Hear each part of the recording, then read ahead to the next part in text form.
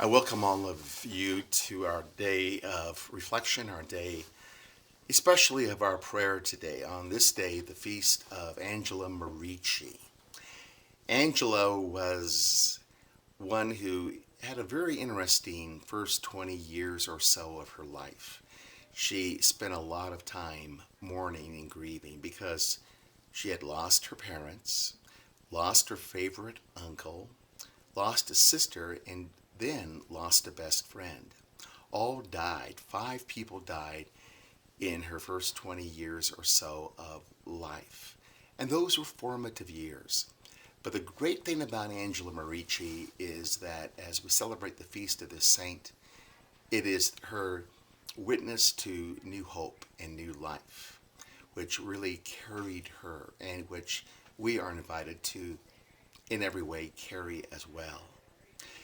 She did so in the sense that she discovered in her locale a lot of young girls, poor young girls who suffered from a lack of education. She opened up a little bit of a school, so to speak, in her home, and then that just evolved and grew. So much so that she founded a religious order. It is now the first teaching order of the Catholic Church, called the Ursulines.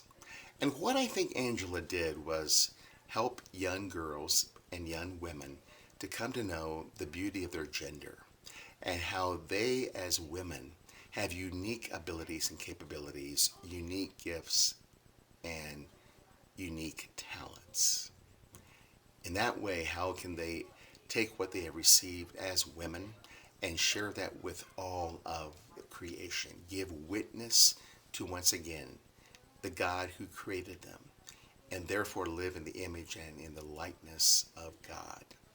Let us again today, as we come to know our blessings and our gifts, come to know that they are not our blessings and gifts. They are God's.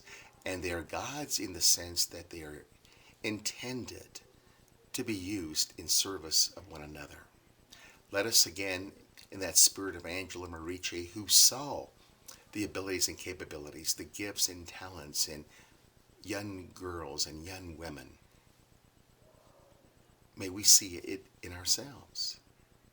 And as we see it in ourselves, may we all the more be committed to service.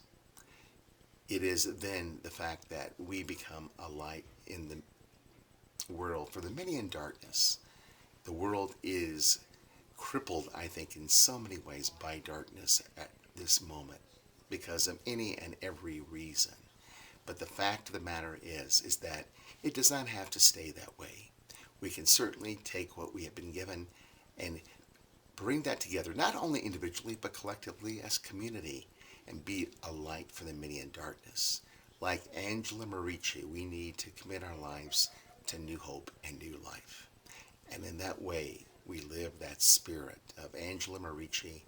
We live that spirit of our Creator who gave us all that we have, all that is to be shared. May you have a blessed day, a blessed and holy day, and let us continue to pray for one another.